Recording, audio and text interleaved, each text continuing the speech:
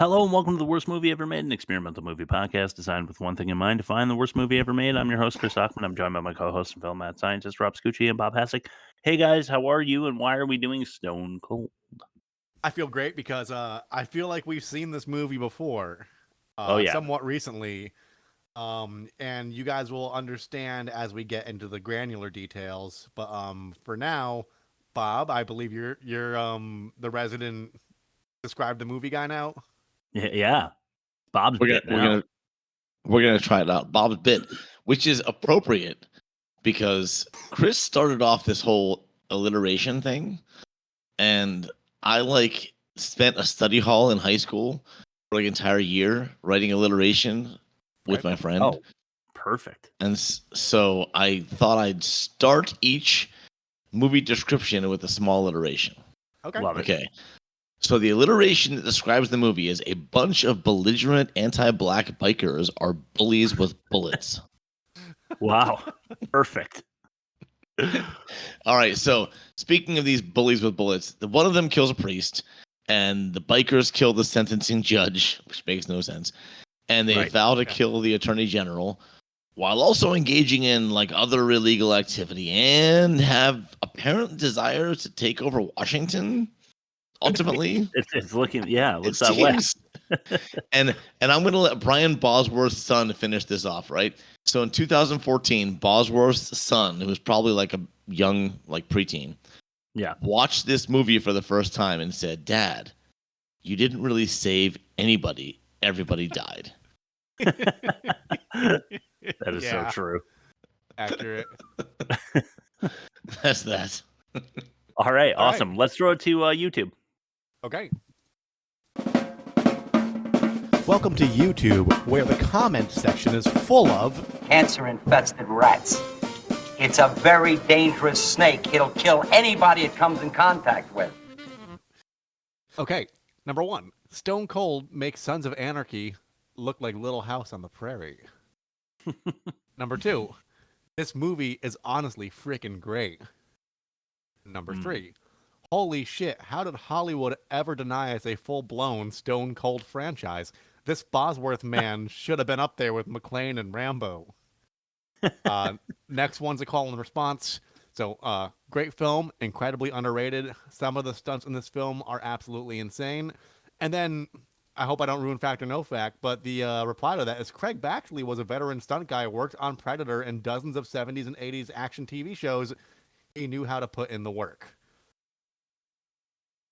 No Bob's, idea. Bob's shaking his head. All right, next comment. The man with a mullet loved this as a kid, must have watched it 20 times. And then these next two are hinting at something I will tell you after I read them. Number one, this should have been on the Blu-ray. Perfect trailer. It's because I stole the video, comments from the trailer. There was no paid version on YouTube. Yeah. And then the last one is, this is without a doubt the best trailer ever. And then the reply to that is Action Jackson is second best. So sometimes we play the show out with a clip or like a fun musical number that's not our theme song. I just ripped the audio and video from the trailer, so we will play out with the actual trailer they're referencing. Sweet. Yeah. Love that. Action Jackson. I've never seen Action Jackson. Is it good? Oh, I did as a kid. It fits right with this. Okay. Short list then. Yes. Yeah, right. Yes. So we have the next couple of weeks already underway, Oh, yeah. which we'll talk about later. If you stick around for the movie comparison, we'll also tell you what we're watching next week. We're doing a live look-in at the poll this week because the poll's still up. So vote for Con Air, even though you can't do that when you hear this. Yes. All right, let's start to test number one, the worst of its kind. Some bad news and some good news. I've got some good news and I've got some bad news. We got some bad news. This movie is the worst of its kind. All right, I feel like this comes up every single week. Okay. On the worst of its kind. It doesn't, but it feels that way. Hard Target. It does. Yeah, It does. Lance. Really. It's because Lance Henriksen is in this movie, and he's in Hard Target.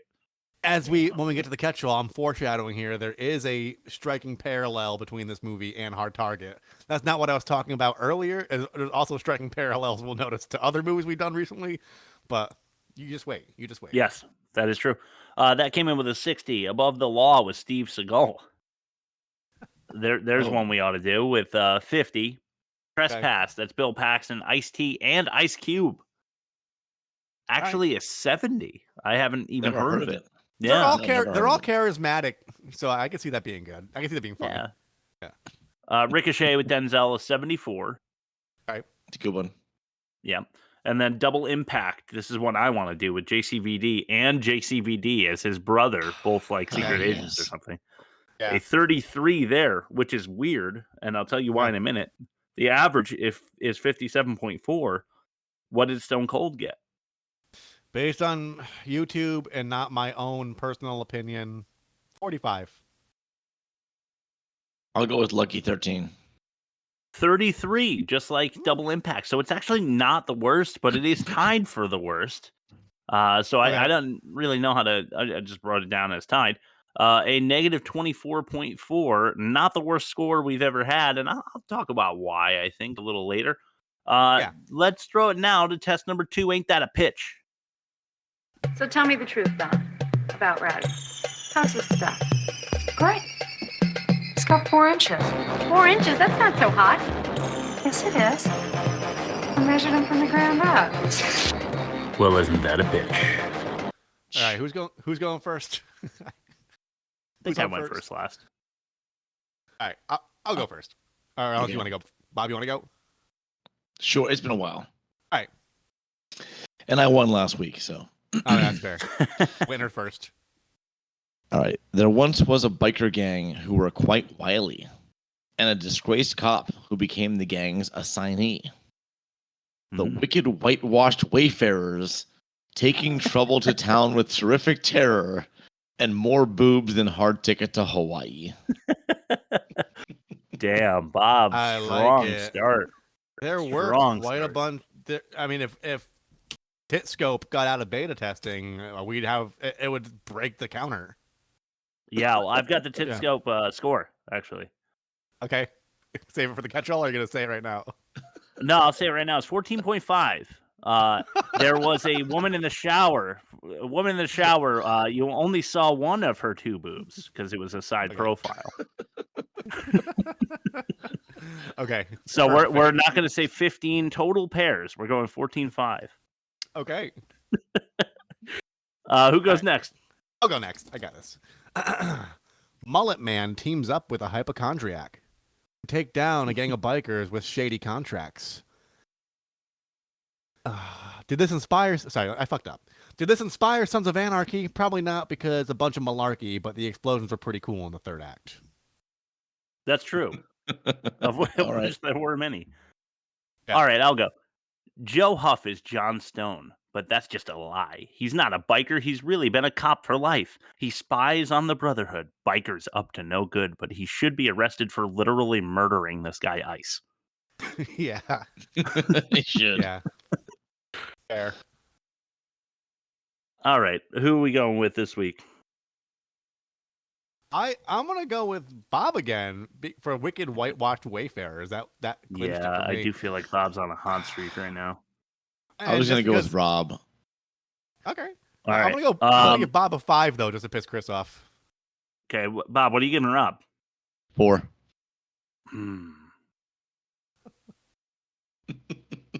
Tie break. Now, do I go? What happens if I go Chris 5-star? I'll go with It's a Chris and Bob tie, then of course. a Chris and Bob tie. I kind of like that, Do it. but I don't like giving this a 5-star. Although I do. Yeah, you know what? I'm gonna do it. Fuck it. Chris and Bob 5-star tie. We'll see how that stacks up against our current season champion later. Yes, 2 weeks in a row. Yeah, nice job, Bob. But Chris, also great job. Test number 3, the most offensive. Well, Jimmy John, all I said was Saddles. go deep, and white guys keep them out if you can on 2. Jimmy, motherfucker's crazy, but he sure can throw. That's it from here in Molokai, Hawaii. Back to you. With the most offensive.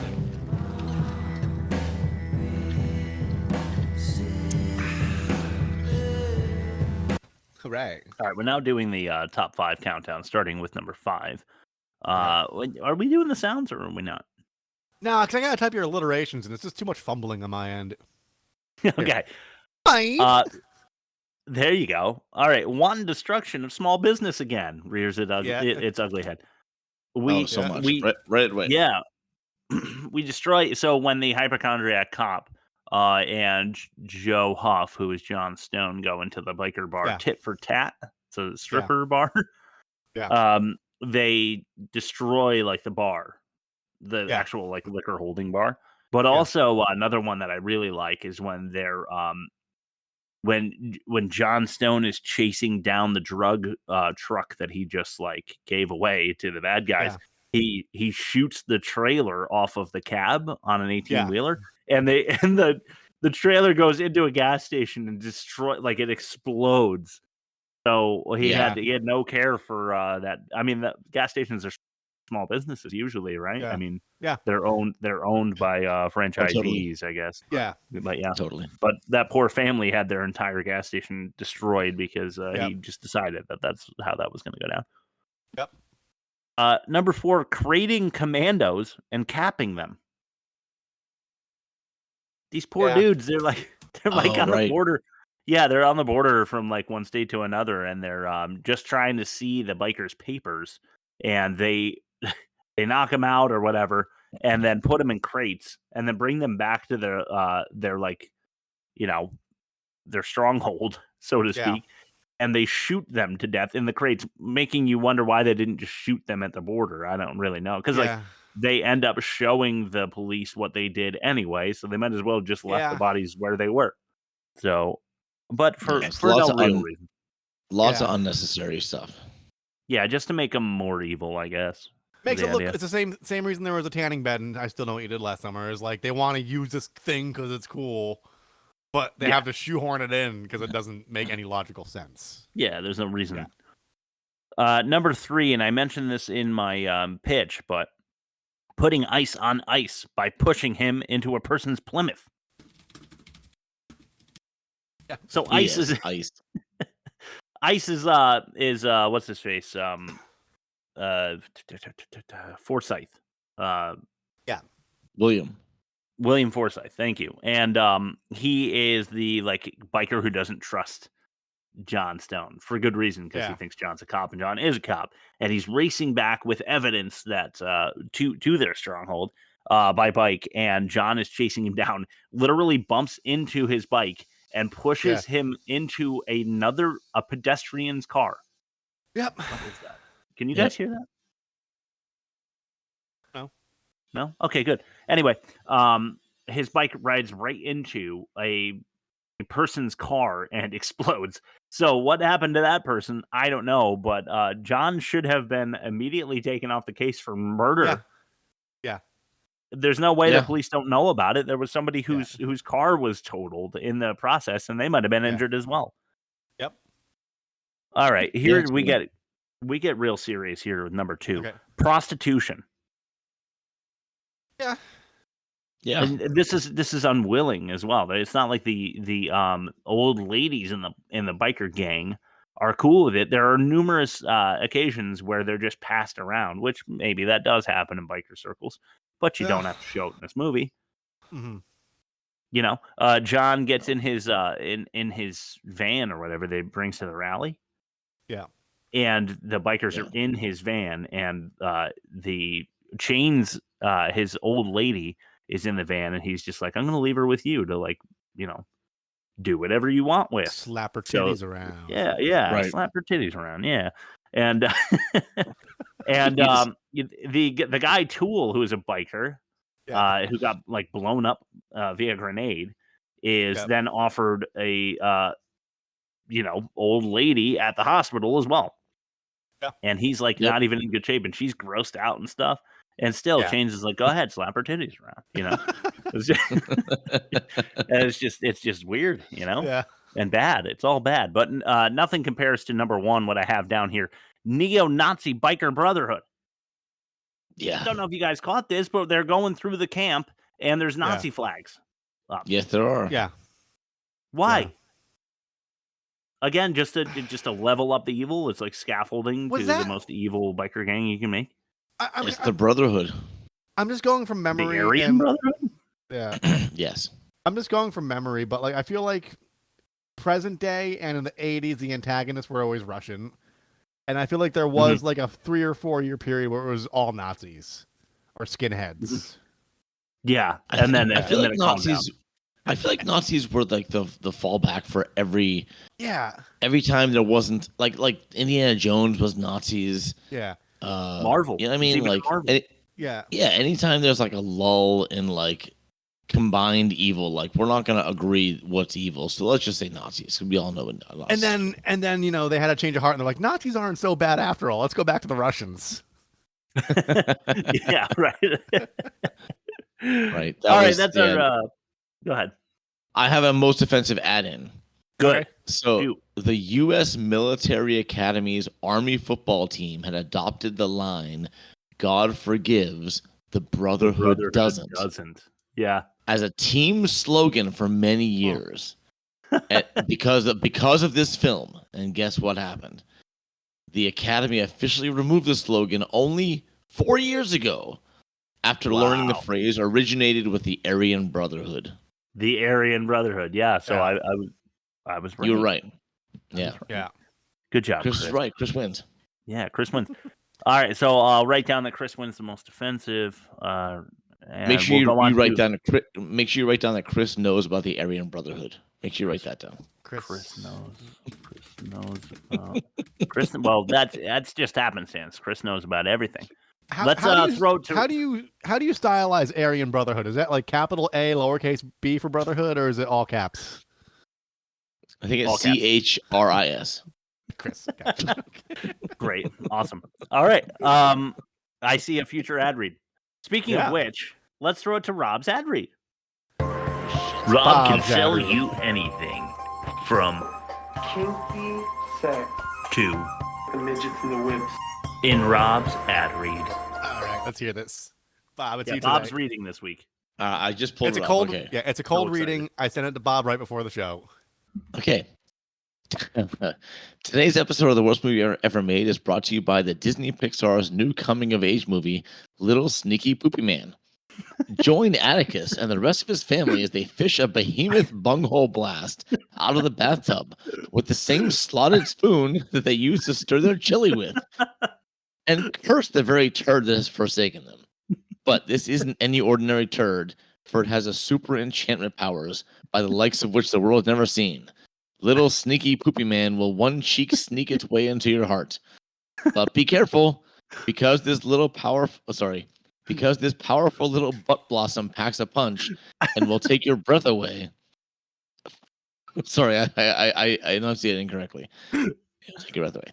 From the same studio that brought you the Bunny Tonguey Man, the Bernie Tonguey Man, and the executive producers that financed the Penis Chronicles.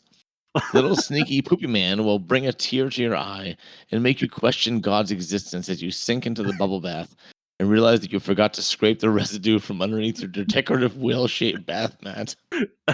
Based on true events. Based on true events, huh? Yeah.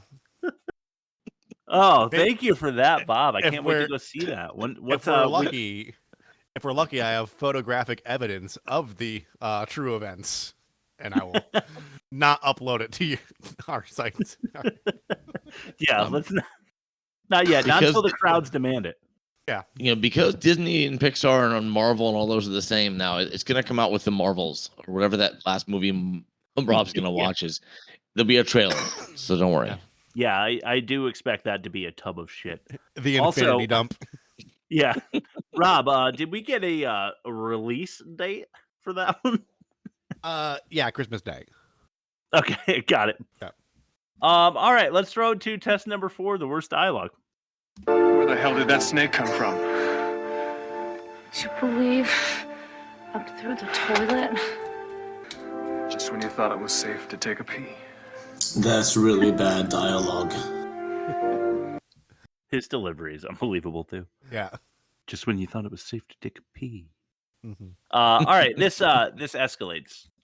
It's from 5 to 1, so number 1's going to be kind of crazy. Number 5, not too bad, but it's bad. Number 5. This is Angels.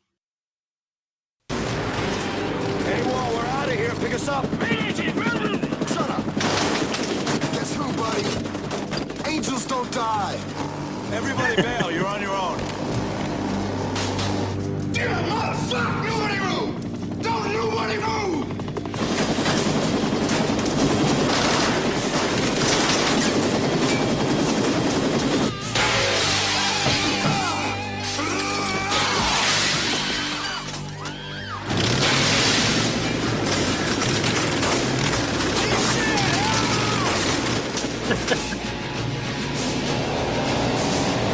Unbelievable. All right, for the YouTube audience, that last bit there where you don't hear a whole lot, this biker comes like storming out of the Capitol building, and he's on his bike going as fast as he can at cops who are all armed, and this is an active shooting like scenario, and he's riding his bike at them, and he goes, "Eat shit!"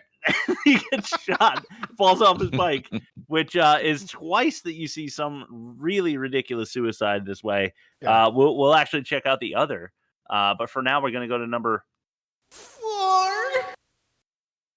All right, I need P2P. Safe. That's what you think. That toilet seat has not been cleaned since VJ Day. I think George Washington took a dump in there. Probably got scabies, eczema, psoriasis. I never actually sat down here. I just kind of hovered the whole time, but Are you through? Yeah, I'm through. What's up? Cunningham, he wants to move. He figures between the ear job and the weekly collections, we got enough for racketeering and conspiracy. It's weak, Lance. What do you got? How about the Brotherhood and the mob in one shot?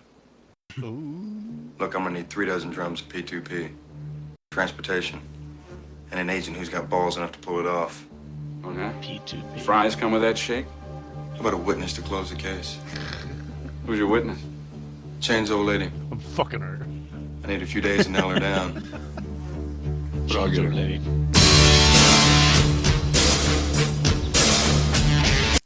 Yeah. Oh, yeah. So apparently that guy thinks you can get scabies, eczema, and psoriasis from a toilet seat. Yeah. I'm not so sure you can.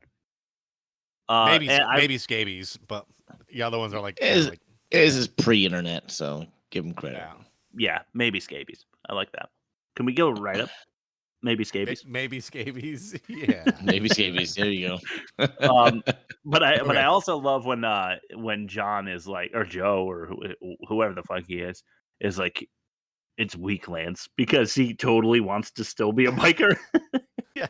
He like definitely just wants to keep doing blow and like slapping titties around and stuff. All right, hey, guess what? I'm gonna do an old school thing here, and so that we can save a clip. Oh shit, Rob, I forgot to add the clip to the catch-all. Don't let me forget.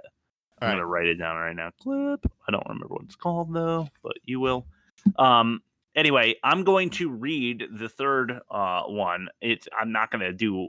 All right, so let me explain it after we do number 3. Okay, so John, our cop, who is a biker named, or Joe, the cop, is a biker named John. He is overseeing a drug or a prostitution ring money collection by Tool and Chains' old lady. Okay, it doesn't really matter. Anyway, the deal goes bad because the Italian guys show up because it's their turf, right? Yeah. So they take the money from Chains' old lady, and after John chases after them, they get in a car accident, blah, blah, blah. Dimitri, the lead Italian guy, pulls out a gun and points it at John to stop the fight from happening. And he's like, "Tell the Chains to keep his castles out of my sandbox." Sorry, I did my best Italian accent there. Do you guys like it? Bibbidi boop. I think because I was just at Chuck E. Cheese on Sunday for Luke's birthday, and Pasquale's. It sounded like Mario. Yeah, it sounded like Mario. I was going for Pasquale from Chuck E. Cheese. I thought that would come through. I thought that would ring true. But yeah, tell Chains to keep his castles out of my sandbox. That's his. That's his dangerous dialogue there. Nice. All right, let's go to 2 absolutely ridiculous dialogue sentences here. I can't wait for these. This is number 2. Here's Chains with Bulldozer.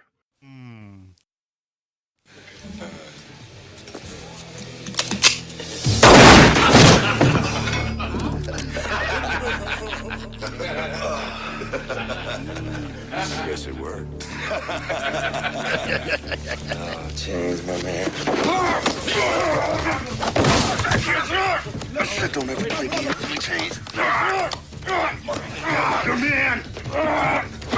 Your man! Ice Whip! This motherfucker deserves to die! He's mine! You got balls of steel, Stone. You want to prospect with the Brotherhood? Shit. I say no way. This is either gonna be the biggest pork chop I ever ate, or my bulldozer. This is fucking bullshit. What do you say? What's in it for me? Colors, man! Gut! This may be a rag to the walking dead out there, but this is my flag, my cross, my church. And these colors don't run. If they hit the ground, even in a fight, I will peel your skin off with a knife dipped in shit. Either this is going to be the biggest pork chop I ever ate, Ever at. or my new bulldozer. Yeah. See, I would have mixed it up with balls of steel, Stone. I would have been like, you got balls of brass, buddy, Stone, steel. Brian Bosworth. Yeah. Oh man, I love that kind of shit. And then it was like they couldn't help but put a "damn he's good" kind of line in there. Yeah.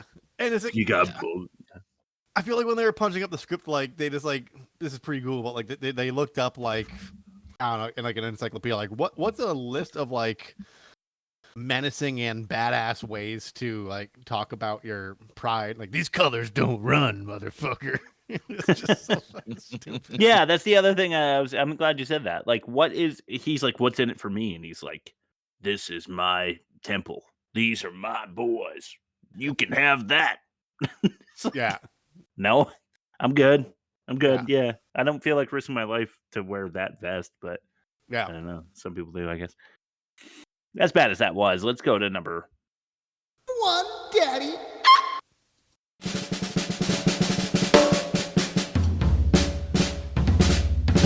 You know what? Fuck it. Okay, this is 2 separate scenes. It ends with one and begins another. It's only like 25 seconds long, but it's totally ridiculous. Let's go to Chicken. I've tattooed tits, I've tattooed a flabby ass, but I ain't never tattooed no corpse's ear before. I remember my grandfather used to take a chicken, cut its head off, put it on the ground, watch it run around. I'll see you again, I'll introduce you to my grandfather. Don't come back. Comes around, goes around. You fucking bitch.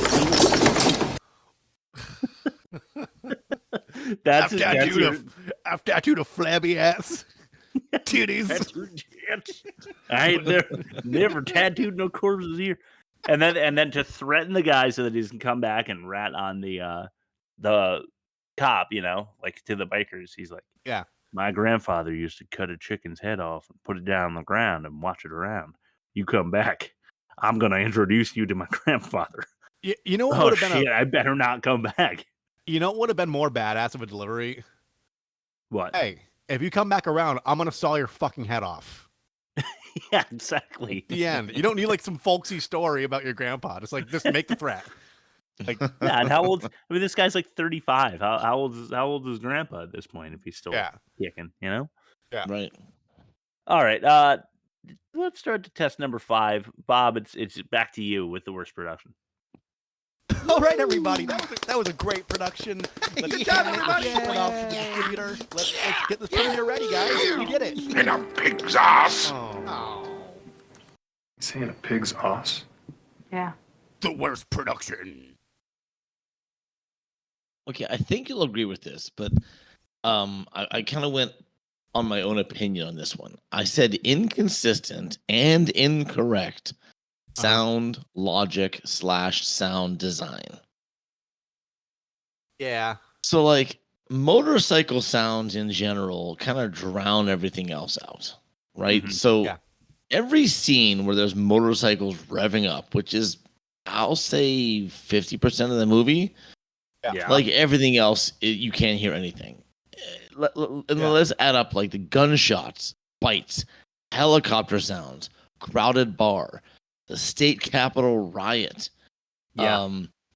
Just the chaos surrounding all of it. There's no way anything anybody said was audible. Like when the guy screamed whatever he screamed when he was about to get shot. Like there's no way anyone heard what he was saying. Like I was at a swim team photo shoot today, and there was the coach right next to my ear talking to me. I still couldn't hear what she was saying. Okay, so I just don't believe it. A factory full of motorcycles and they're just having regular conversation. Right, and to top it off, you can't even like when I look at someone talking, I can kind of read their lips. Yeah. But these guys all had like bedraggled beards and mustaches. There's no way you could have read a damn thing they were saying. Bedraggled beards. This is a great write-up night. Bedraggled. Drag beard. So, I didn't even notice that one. Sorry. Man, you're so good at it. They just come free flowing. They did though. They had bedraggled beards. I mean, come on, look at these. Except for the leads. Everyone except the lead had this crazy facial hair. Yeah, true. That is true. And then Henriksen shaves to become a priest later in the movie. Okay. Hey, awesome. don't forget that Lance Henriksen also said, "I'm gonna fuck you or I'm gonna eat you." He did. He did say that. He did say that. That is true. He didn't say that whiskey make the jackrabbit slap the bear, though, which is maybe my favorite line from the movie. Yeah.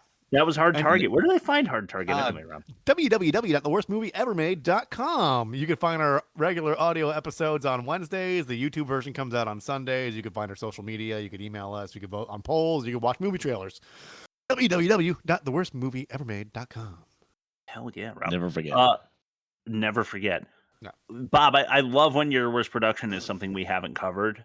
And this one I don't think we've ever said. So it's just cool. It just makes you sound so smart, Bob. Good job. Dude, I was so pissed. Watching this, I was so pissed every time. I'm like, there's no way they would have heard that. There's no way. I could barely hear it. The only property it pissed me off. The only property I've ever seen properly address like the volume of like a heist or a shootout is Archer. When like one bullet shoots off in the elevator, and the rest of the episode he's got his finger in his ear and he's like trying to get his ears to pop so he can hear it. Yeah, exactly. Yeah, and they're just popping off like chain guns and like high caliber weaponry with the motorcycle. It's like, yeah, you're all deaf. It's funny because that actually worked to the benefit of fair game. Like I was talking shit about how Cindy Crawford's character couldn't hear guns going off, but she had. I don't know which of you defended the movie, but you had said that like the guns were going off already near her head, so it's not surprising she couldn't hear shit. Yeah, right. Tinnitus, man. Yeah, that's true. Test number 6: the worst acting. You should get in, Rowdy. The water is great. Are you kidding? I've got better things to do with my body temperature. Like act in a bad movie. Let's throw it right to number 1. This is Passenger. Ooh. What was that? Nothing. What, you got family here or something? You wouldn't understand. Why should I explain it to you? What? What? Oh, you want me to give you some money? Well, you know what? Okay, They work real great. hard. Here, take it. Thank out you, of here. Tool. Get out of Thanks. here. Get out of here. Goddamn bike is collecting in my territory. There's that little son of a bitch. Oh, shit!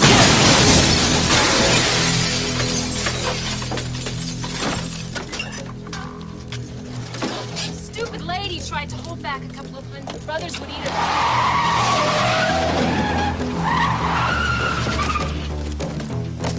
Hey! Come on, let's go. Fuck Come you! on. We'll leave this fucking guy. Took up the wrong passenger, buddy.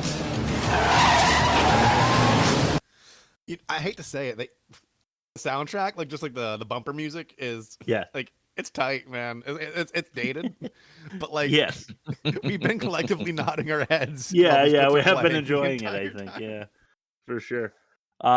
Yeah, so that the beginning with Tool and Chains' old lady, I keep calling her that because I can't remember her name. It's like Vanessa or something, something standard. Yeah. Those two. No, it's not even her. It's like some other chick. Anyway, Yeah. they reminded me of Grease 2 for some reason. I don't know if it's just because Tool looked like he was straight out of Grease 2 Yeah. or if just the acting was that bad. I don't know, but everybody involved in that scene was terrible, including Brian Bosworth, who jumps on the roof of the car at the end and he's like, "You picked up the wrong passenger, buddy." It's just Through so the cheesy and windshield, awful. like they would hear that. Yeah, there Once you go, again, Bob. To Bob's point. Yeah. There's With the no chance. They're going like 60 miles an hour, so you have the wind, and he's just like, Yeah. Basically everything. Every fucking word in this movie couldn't be heard. Yeah. It's too true. Speaking of two, number 2. Two birds. What's up, Cunningham? Look, I'm getting a shitload of heat on this house. You better know what you're doing. Sir, Joe's come this far. I've got a good feeling about the sting. Can we talk about that? Look, Change and I'll make the buy from Martinez down at the old fish factory. You know the place? Yeah. You know where it's at. The buy goes down tomorrow night. We get the truck from Martinez. We move the drugs down to North Point. That's where the mob is going to be. Then we'll get both the mob and the Brotherhood in the act. Don't fuck this up. What could possibly go wrong? Yeah, the old fish factory. The old fish factory. The only guy that's any good in this movie is the guy from Raising Arizona, a movie that we've done. And he was R.I.P. Chandler, but he was Chandler's boss in Friends as well. Which guy from Raising Arizona?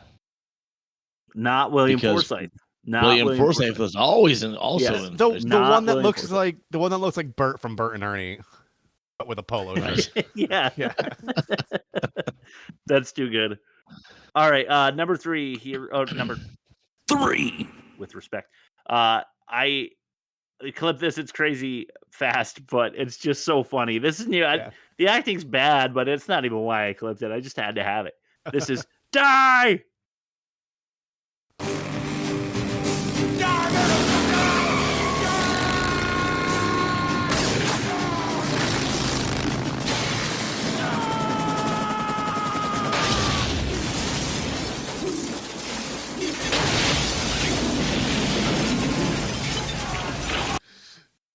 Now I keep thinking of like the whole sound thing with Bob, and like it just reminds me of Troy when the guy's like, "I am Ajax, destroyer of world and breaker of something." Who's your audience? Like, there's no cameras. You're gonna die on this field. No one's gonna like write down that awesome thing you said before swinging your axe. Like, what the fuck? So if you're not in our YouTube audience, what just happened is another biker goes careening to his death while screaming "die" or whatever. And he's going right at our hero, Brian Bosworth, who's killed everyone. He's giving him like a 200-yard head start to cock his gun and shoot at him while he's trying to like run him over with his motorcycle. Not only does he succeed in killing the guy, but he successfully careens the motorcycle into the helicopter that then explodes and destroys the helicopter, which was Lance Henriksen Chains' way out of this whole situation. That really pissed Chains off. I know you're not a big Simpsons fan. I know Bob, maybe a little bit you, but Chris probably not at all.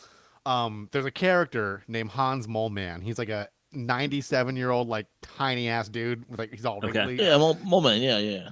And he always has these scenes where like he gets in a fender bender, his car gently spins off the road, it just sits there for like 3 seconds and just explodes into a fireball. It was total Mole Man vibes. Yeah, definitely. The fact that it goes like, and the guy in the helicopter has the presence of mind to see this motorcycle coming and see his impending doom and go no. Yeah, he says something right. Yeah. So just goes to show you how ridiculous this movie is. Oh God. All that said, I hated almost every other movie we've done more than this one.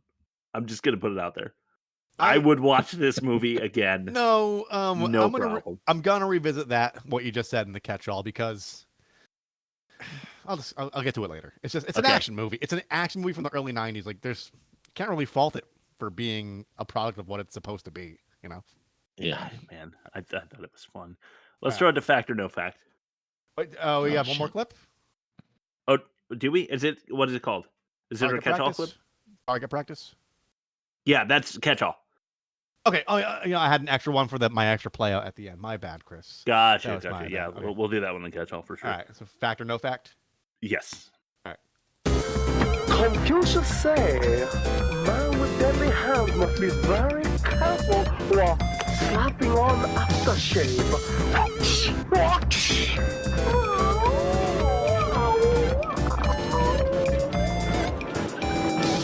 Fact or no fact? Yeah. I grew up kind of a Queen. Excuse me. I grew up kind of a fan of Queen, and so I called this Stone Cold Crazy. Okay. Nice.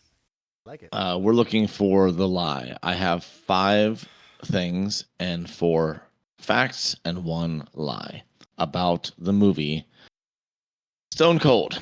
So here we go. First one: Michael Douglas was an executive producer of this film, but received no credit according to his wishes.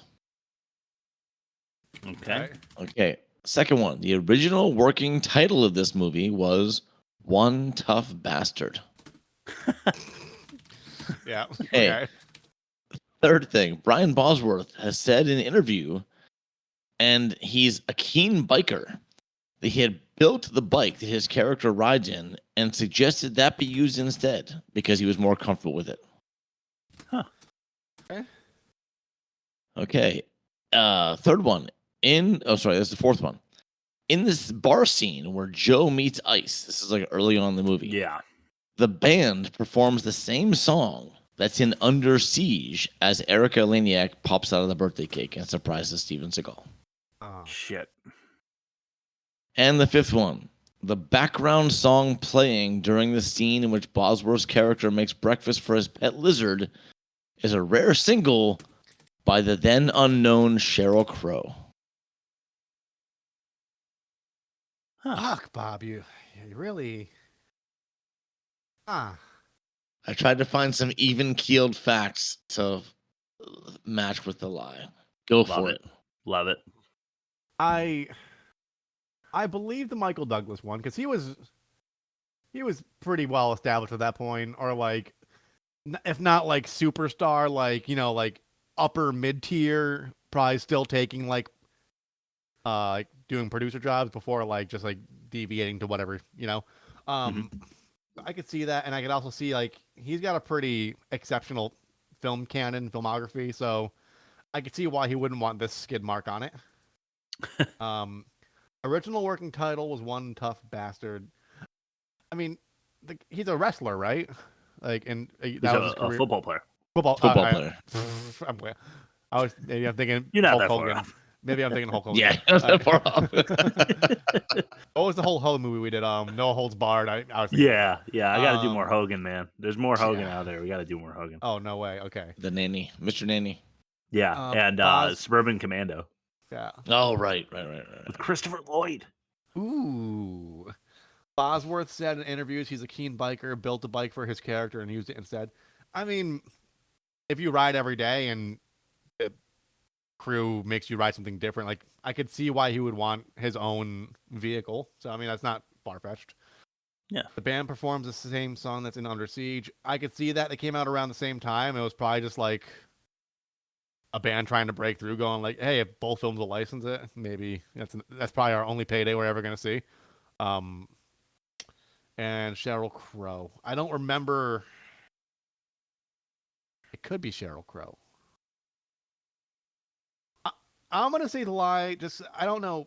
I know a bit about music licensing, and Under Siege came out around 91, right? Around the same time as this one. Yeah, I think it was around. I think that so. time. Yeah, 91, 92. Then, yeah. I'm gonna say then 4 is probably the lie because I think that'd be like a conflict of interest or like one of those non-compete clauses. Like if your band's in this movie getting X amount of money, it can't also be in this movie. So I'm gonna say number 4 is the lie, because the other ones, like, they're all kind of believable. Like I could imagine them like working title doesn't mean that's what they were going to release it as. It just means like they had to call it something while they were working on it. So I could see it being called One Tough Bastard because, dude, I mean, we all saw the same movie. He's one tough bastard. So and he's got balls of steel. So he does. I'm gonna say number 4 is a lie. Right. They didn't use the same band twice. I'm gonna go. So I'm between Brian Bosworth, the biker, building his own bike for the set, and Michael Douglas, the executive producer, on this one.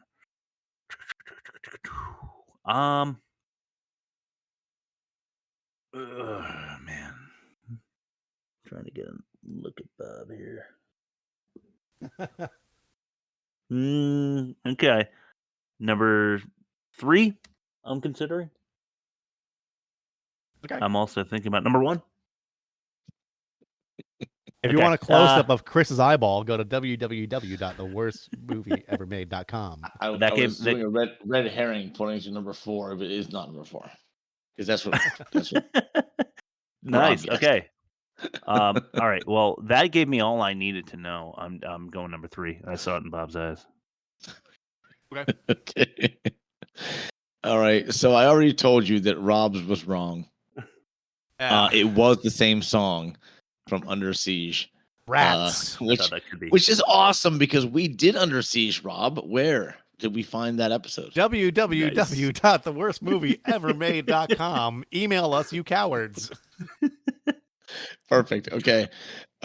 Michael Douglas was the executive producer of the film. So Chris, you were right to ignore that one because that was a fact. But in 1996, another Brian Bosworth movie came out called One Tough Bastard. Oh, okay. It was not okay. It wasn't okay. this one? Fuck. It was a whole different movie. You know what? I got it right though. I got it right. Not going because I was between the two, and I knew not to go with number 1. So let's call that a Chris victory. So it wasn't even a working title. That was an official title for a movie. It was, but it was released under a different title. Okay. Like if you look it up under like Wikipedia, it's one title, and then you look it up under IMDb, and it's One Tough Bastard. It's so like Joshua Tree and Army of One type of thing. Yes, just like that. Yeah. So yes, it was his own bike. Yes, it was the same song as Under Siege, and yes, it was Sheryl Crow. I actually had to look that one up a few times because when I chat GPT'd it, they're like, no, Sheryl Crow didn't do any songs in that movie. And I did some deep dives and I found out, yes, that was her song. It's called Welcome to the Real Life. Could you imagine if someone swapped out like Soak Up the Sun while he's feeding his lizard? Yes, actually. Kind of. Speaking of which, that meal for his lizard was completely like poisonous to lizards, which is no surprise. I was wondering about that. Yeah. Bananas, eggs, what else? There was chocolate in it. Yeah. Like Snickers. So apparently those lizards eat like dead rodents. Basically, that's it. Okay. Like they don't eat any other human food. So yeah, that would have there's no surprise that lizard wouldn't touch that food. Or any human food at all, because we don't eat we don't eat dead rodents. No. We don't eat dead rodents, exactly. Yeah. All right. At least I don't. I don't know about you guys. Well, I try not to. It's not good for you, but those are the things that taste so good. Let's throw it to the catch-all. If brains were birchen, you'd have a clean cage. Yeah! Welcome to the catch-all.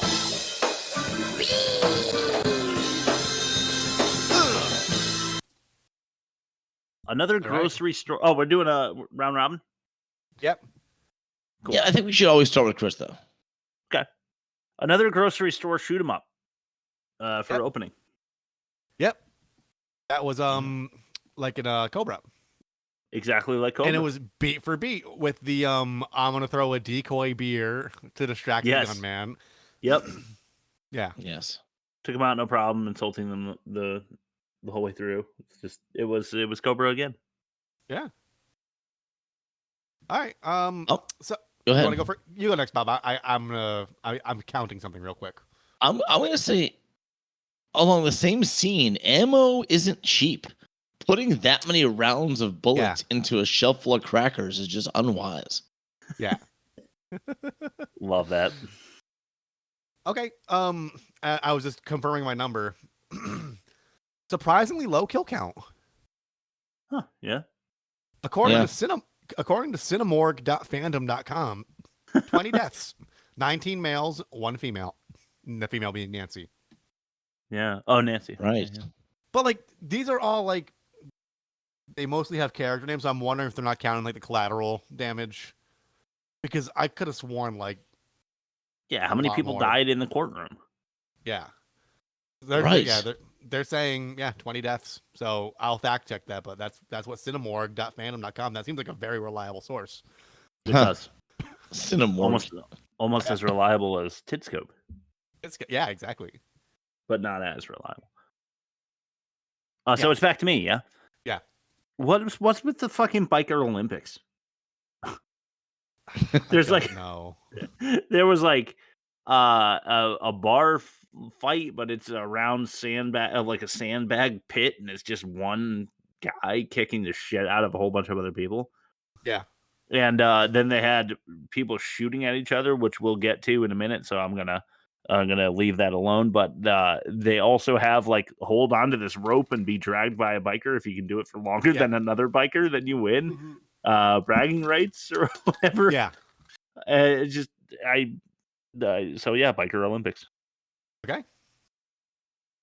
I'm gonna ignore all the damn catch-all things in that grocery store hold up because there were just too many. Yeah. And just go right back to Chris with the Biker Olympics. They were shooting cans off each other, and there were people in the line of fire. Bob, that is exactly why I clipped it so that people can see it for themselves. At the end of the catch-all, we're going to play the clip target practice so you can see they would absolutely have shot other bikers in the face. Yeah. Yep. All right, I'm glad we're all on the same page with this. We are. Yes. Okay, Rob. so here's the other parallel aside from Cobra that I alluded to earlier in the episode. Yeah. Let me ask you guys a question. What set off this entire chain of events? Why did he go undercover? The priest was killed? Priest shooting? That was that's where I'm going to. He was or the judge. He was blackmailed with a slightly longer suspension. Yeah. Right. Which was probably paid. And I'm drawing a parallel to Hard Target because the entire course of events that happened in that movie were all initiated because Van Damme's Chance Bordeaux owed $217 in union dues. Right. Like they could have made the stakes a little fucking higher, right? Dude, all right, very nice. Very nice. Very Good nice. Very job good tying movie. those together, Yeah. FBI no, I said that already. I'm all about comfort, but Joe, those undies. Yeah. Yeah, that was a JCVD parallel as well. It was like, let's just check out Brian Bosworth's ass because we're gonna put him in lady underwear. Yeah. All right, me and Chris are on the same vibe here. In that same scene, he cracks the eggs, then puts the eggs in the blender, then puts the shells in. I think he's taking one extra step, right? Yeah. Boz? Just drop the whole egg in there. Yeah. Yeah. I couldn't agree more. What was the whole germaphobe angle? What was the whole point of that with Lance? Comedy. To give his character depth. So yeah, it was definitely a comedy angle. Total comedy. Definitely I've got a theory that you guys may or may not agree with. He's fucking badass at the end, right? Because he just pulls his gun and ices that dude. Do you think it was part of his shtick to make him look like a pussy, even though he's actually like a hard ass? Like he actually is like he's willing to go the extra mile and just off somebody. Well, that's definitely part of the character arc. Yes, 100%. So like all the G Willikers, I might get scabies was like kind of phoned in just to kind of like throw him off. Just for that payoff, yeah. Yeah. Is it on me? Yeah. Here's a trope for you: 2 cold ones. Yeah. John Stone orders 2 cold ones at the bar. So the bartender just knows which, just grabs the nearest beer. I guess that's what I'd do if I was a bartender. But you're I supposed want to a say single- what kind of A single plum floating in perfume served in a man's hat. Exactly. So Chris already said tit for tat, and I was gonna say that just because it's fucking hilarious. But the one biker was eating a watermelon at a biker Yeah, titty he bar. was. Yeah, he was. Watching Ice make out with his old lady. Just sitting there, like, Yeah. getting his rocks off, watching him make out with his girlfriend. So Yeah. weird. He's like 2 feet from his face, just like trying to smell their saliva or something. It's It's like he's slopping freaking on a watermelon and watching him make disgusting. out. Yeah. Damn, dude. Rob? Okay. Yeah, so do you guys have any guess as to what kind of drug P2P is? PCP? You would think it's close. It's would. apparently it's meth, which is like big in the biker gangs, according to Red Letter Media, who like they do a bunch of film reviews.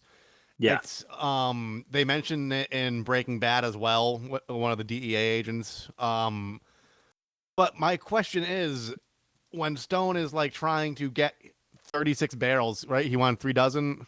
Yeah, 3 dozen barrels, yeah. What precinct just has that on the ready for like a sting operation?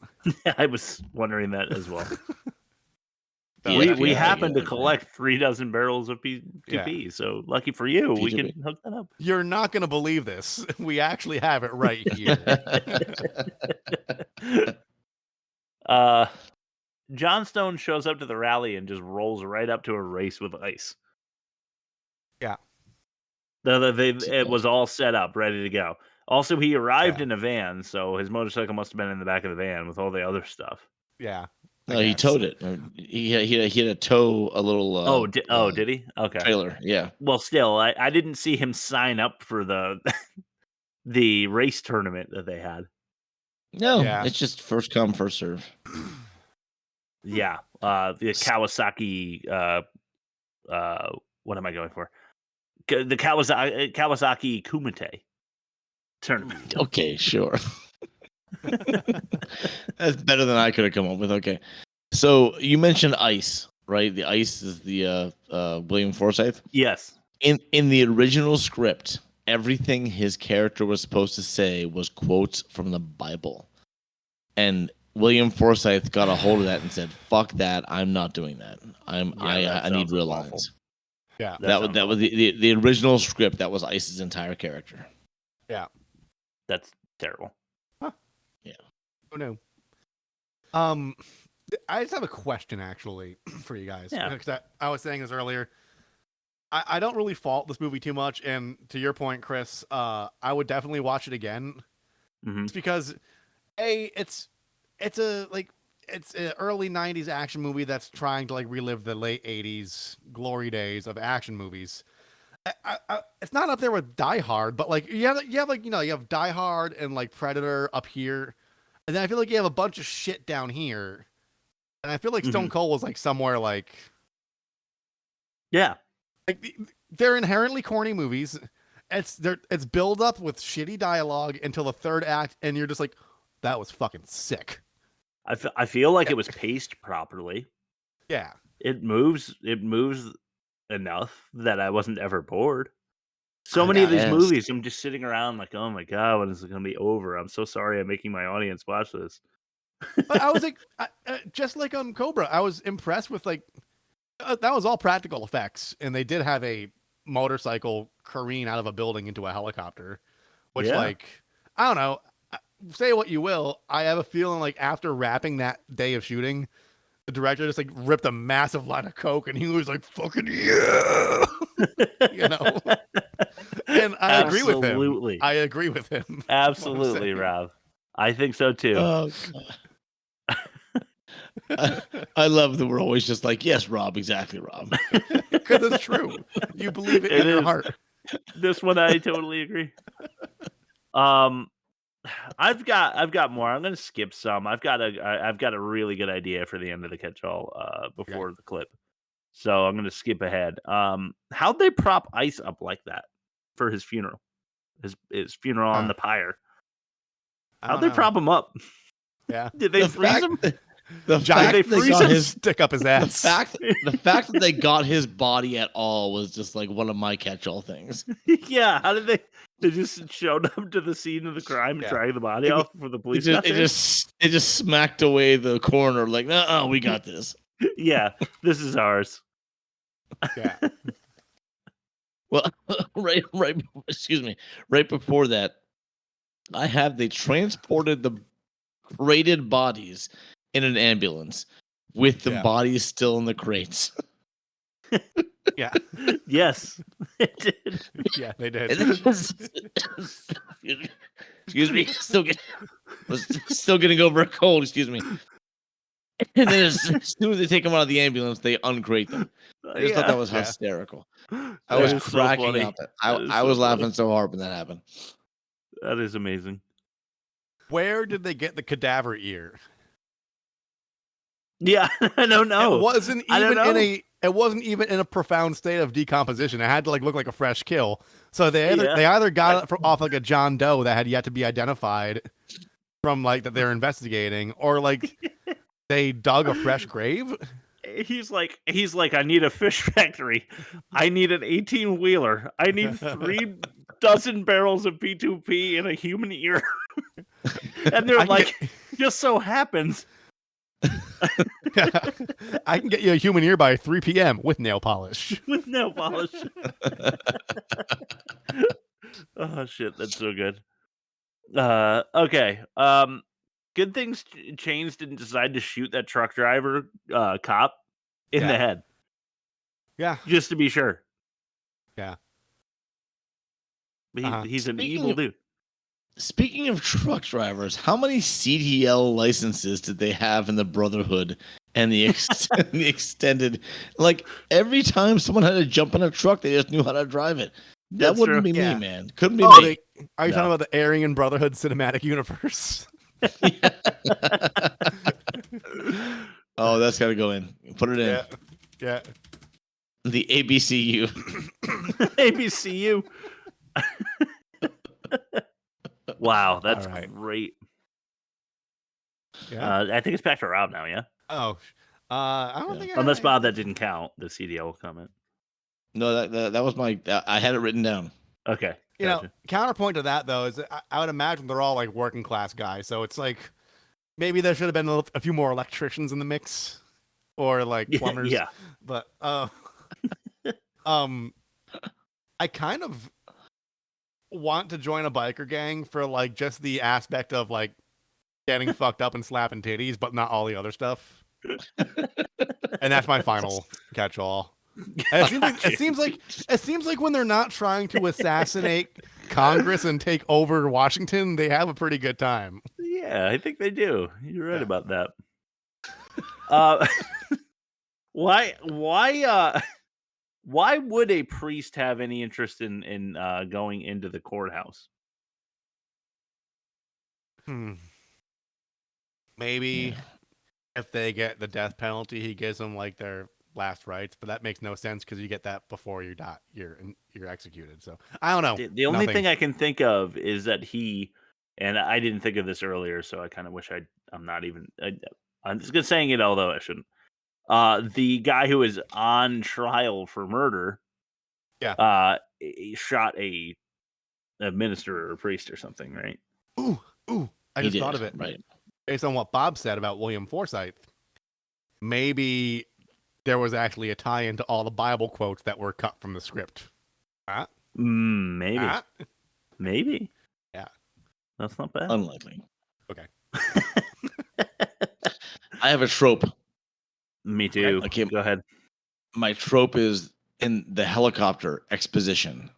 When Stone was in the helicopter pilot told him the entire plan for the biker gang.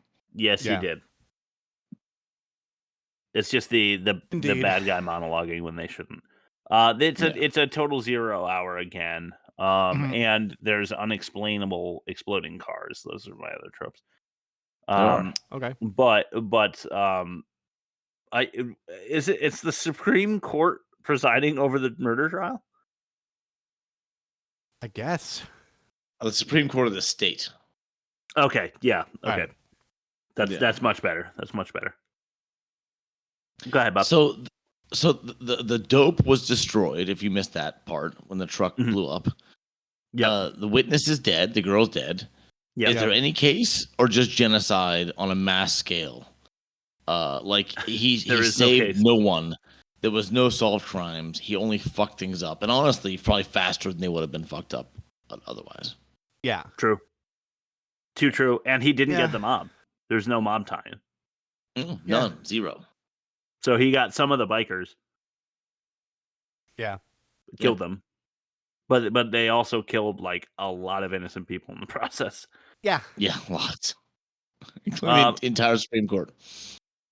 We care about whether Whip, the Attorney General, dies, but we don't care about the other lawyers and civilians that die in the courthouse. Yeah. Yeah. Yeah. Yeah. I agree. I'm out. By the way, I'm out of what does the what does the Brotherhood do from here? like they say the surviving members we know where their home base is. So what do they do? Should they move to like Mexico? All of them? Hey, and anywhere you can shoot beer cans off each other's shoulders is a good place to call home. Legend has it they're filming a sequel in Argentina. All right. Here's a little game I want to play with you guys. Okay. And we're going to make this real quick. We got to do this real fast because I can see this going too fast. So we're going to do like lightning round. I'm going to rotate between Rob and Bob here. Okay. And the game is quickly think of how they got their names. I've got the biker names for you. Okay. Starting with you, Rob. How did Chains get the name Chains? As quick as you can. Going on a good old fashioned blank drag. Oh, yeah. Okay. You get a pickup truck, you round up a couple of them, and go on a good old fashioned saddle. Or is this a saddle comment? Yes, it's South Park reference, Mr. Garrison. Okay, thank God. Thank God we have something to tie that to, man. Bob, how did Tool get his name? Oh, obviously he's missing one. Rob, how did Ice get his name? Because he's cold as ice. Bob, how did AWOL get his name? AWOL? Well, he ran into one once. Rob, how did Trouble get his name? Maybe he's like the darling of the group, and he actually is quite tame and mild-mannered, and the nickname's like derogatory because he's actually not Trouble. Love it. Okay. Bob, this one, I shouldn't even bother. How did Greek get his name? His name is Greek? Yeah, Greek. Well, obviously he was the guy that arranged all the orgies, and that's yes, that's very Greek mythology. Yes, that is very Greek. Rob, how did Smokey get his name? Cigars. Fair. Bob, Six Pack. He's fat, by the way. A six pack. That's the amount of hot dogs he can spit up at once. In his, wow. His orifice. Love that. Rob, Mudfish.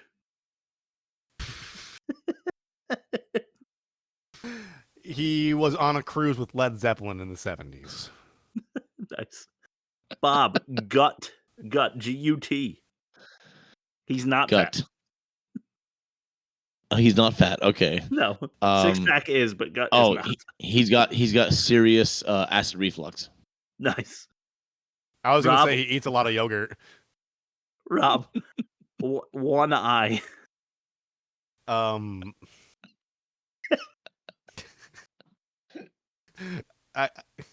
It's either about his penis or he's a pirate. He's a penis pirate. For sure. Good one, Bob. Bob, Poker. Poker. Big Lady Gaga fan. Nice. last one. Rob, this vitamin. He has he makes smoothies with P2P.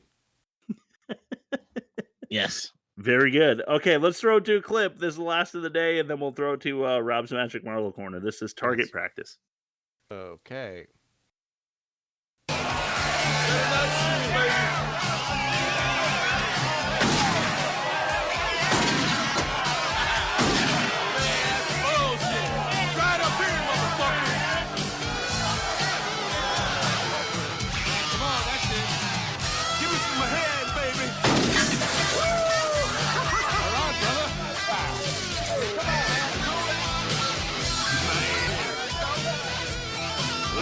Baby, look at what I got here.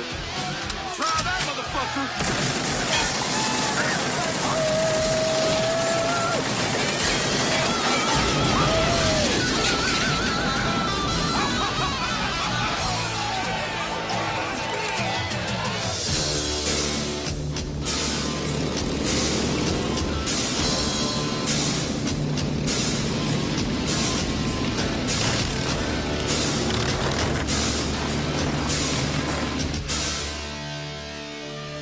Chicken spears, chicken spears, chicken spears. That was the guy shooting the priest right there, by the way. Okay, Rob's Magic Marvel Corner. Almost done with this shit. This is Rob's Magic Marvel Movie Corner. Thor, Love and Thunder. I thoroughly enjoyed it. I'll take questions. Okay, I gotta go first then. How much love? How much thunder? 6. Okay, Bob, after you. I've heard that hardcore comic people are upset that this movie strays so hard from the MCU canon. Does it bother you? I don't give a shit, A, and B. Apparently, it's based on like a 2010 run of Thor that were like, it was pretty faithful to that source material, even though it's not like official MCU canon. It was like, because like Ragnarok was the same thing. It was kind of like an offshoot. They're just like doing their own thing in Thorland, and it allowed them to. It's very self-referential, and it's very like, it doesn't take itself seriously, and for that I appreciated it. Yeah. Rob, on the whole, do you like, love, or hate movie narrators? I love them. It's got to be done. I tend to. Like Nicolas Cage has done it in a number of films, like Bringing Out the Dead. That's Scorsese's film. He did it in Weatherman. Raising Arizona. The narration on this one, it was great though, because it always contradicted like kind of what was happening on screen, and it was a very Trey Parker-esque narration. The opening montage was Enya's only time playing, and he was like, Thor had suffered a lot of losses. His mother died. His father died. That guy died. His brother died. His brother died again. And then his brother also died. And like while he's narrating it, it's showing clips from all the previous movies and like how like they didn't die like nice deaths. Like they got impaled and shit. He's like, that guy died. So like it was funny. I enjoyed it. And then like there was like he was very triumphant after this victory, and like the whole temple behind him collapses after he thought he saved the day. So it was it's like not the highest quality humor, but it works in that context. Yeah. I'm also thinking of childhood favorite, Sandlot. I'm thinking of Stand By Me. I'm thinking of Forrest Gump. I'm thinking of The Shawshank Redemption. You know, like I do generally like it. You know what it does? I just thought of this right now. You know how in all the bad movies we do, and like especially action movies, they spell the exposition out through the dialogue when they could actually like have good dialogue. That eliminates that problem from happening because they're telling you the story, and then they're letting people act it out. Oh, and Goodfellas. Yeah. But yeah, Rob, that's a really good point. Yeah. Good point. As we get closer to the end of this segment, my questions will be less and less about the movie. Here we go. Okay. Why has it been so challenging to develop an effective vaccine against HIV compared to other viruses?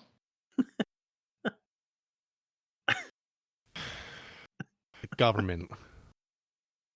Oh man. They invented AIDS in the 80s. To sell more pharmaceuticals. Yeah. And Mhm. and We're on to something I here. had you in the first half of that question. I know I did. yeah, I don't know. I mean, like the COVID vaccine has been great. Yeah. All right. Do you think that characters should die for the sake of like giving movies more realism?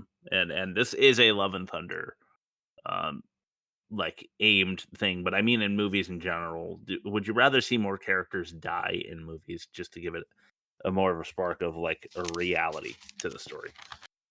No, because it's the MCU.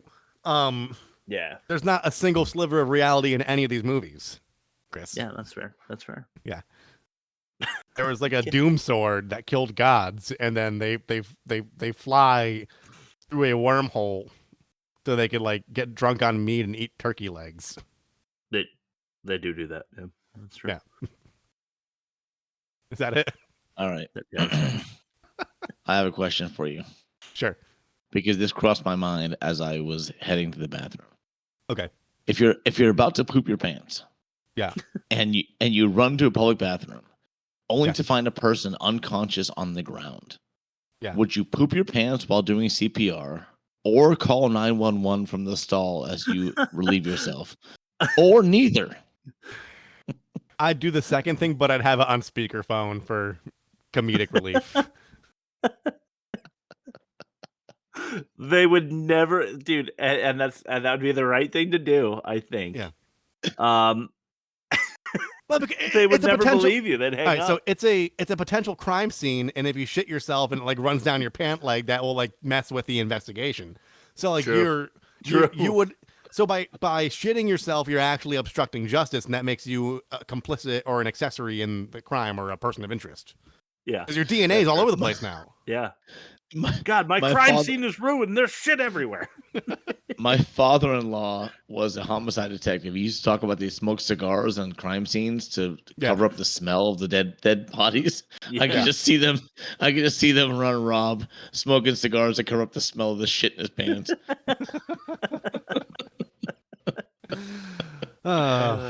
Gross. Yeah. Bad credit names. Sure. Hey, Colleen. Got a great ass. So do you, Pilgrim.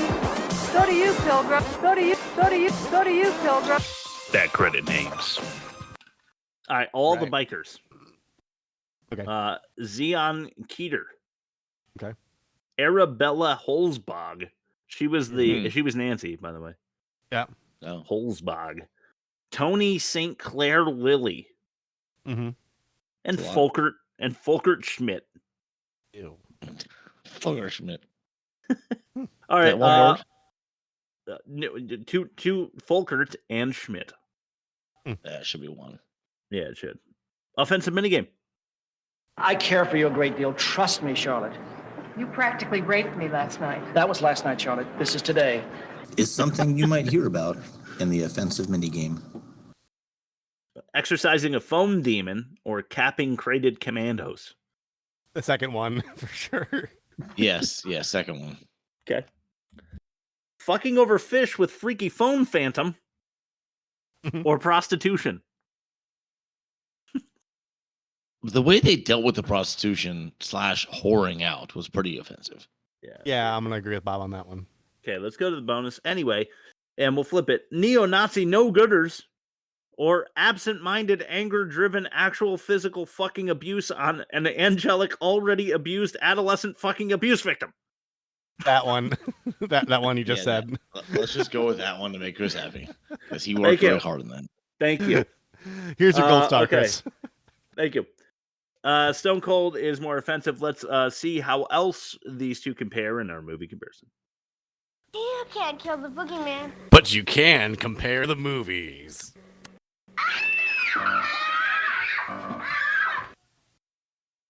Okay, let's start with worst of its kind and negative 59.6 and worse for one missed call and a negative 33 and tied for worst for Stone Cold.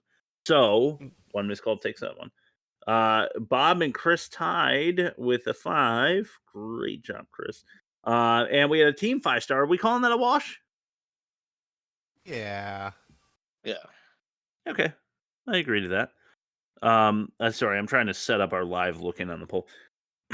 So that's a wash. So we're 1-1 through the offensive minigame because Stone Cold is worse. Dialogue was flaccid for one missed call. What was it for Stone Cold? Is it worse or better than that? I want to say it's contrived, and I will take contrived over flaccid because at least they, tried to work it. They try to make the dialogue represent the personalities of the people they were portraying. I agree with that. Yeah, I'm with you on that one. All right, so one missed call wins that one too. Production, missing first act and clunky exposition for one missed call, or Stone Cold's inconsistent, incorrect sound logic and design. I'm gonna go. I was more mad. I was more mad at this one. And I was thinking the opposite. I was thinking one missed call just because I don't know. It was just This was kind of missing a first act too. Went straight to act 2. Well, I'm just thinking, like, compared to other contemporary action movies, they all have that kind of sound design where it's like, there's no way. Like, do you think if this was Con an Air, extreme case? If Con Air, which was in the poll, like when Nicolas Cage gets like shot in the arm and he's like jumping over a Jersey barrier while like running towards, they don't hear that. They're not going to hear that either, you know. And yeah, I can't decide. Personally, you guys are split, so I'm gonna go with Stone Cold to keep it interesting. That'll put us at 2-2. Okay. Acting was one missed call or Stone Cold worse? Missed call. Yeah, missed call. I think so too. I feel like we all agree there. I feel like they did good service to the script in Stone Cold. Like the biker guys were just laying it on too thick. I'd rather somebody in this context lay it on too thick than in one missed call. It was just too thin. I guess. Agreed. Yeah, agreed. You never go thin. I agree. Demerits, we don't have one yet for Stone Cold, but Chad can tell how bad it is for one missed call. What do you guys want to write down for Stone Cold? Say it wins.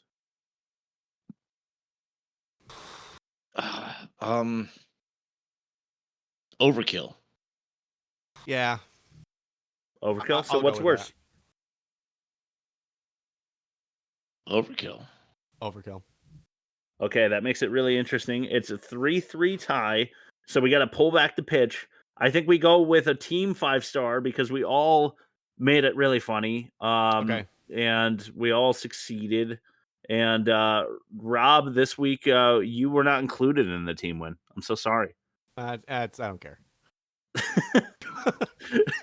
Okay, so we're gonna go with one missed call for the win. It's still the worst movie of the season. God damn! And now we are going to do our live looking at the poll. So now we've got Carrot Top and chairman of the board.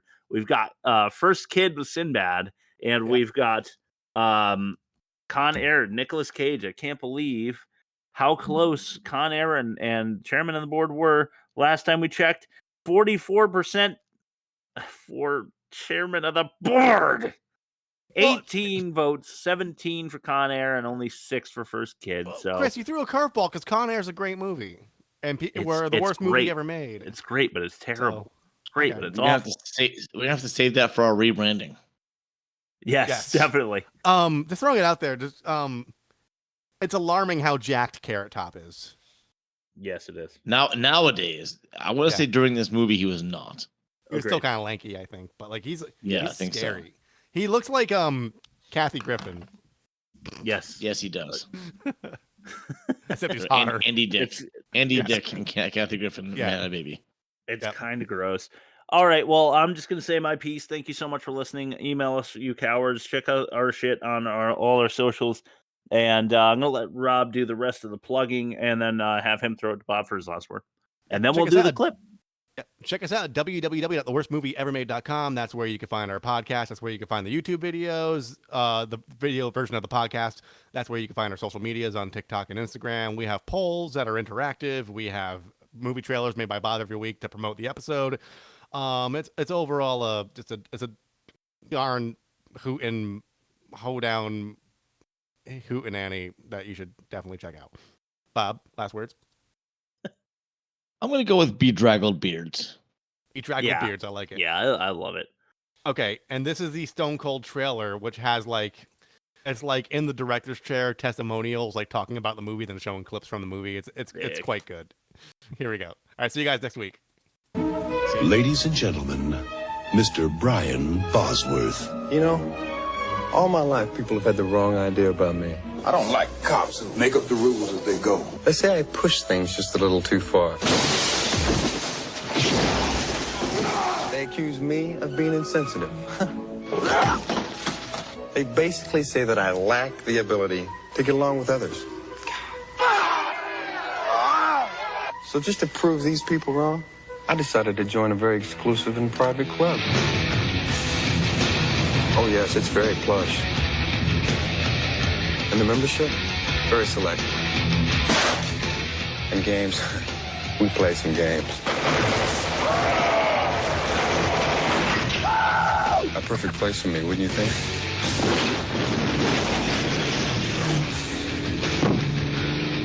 You picked up the wrong passenger, buddy!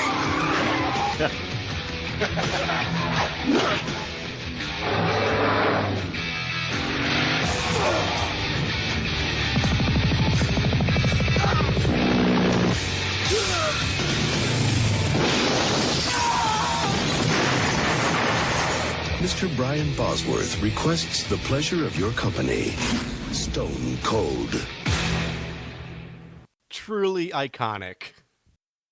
All right, see you guys next week.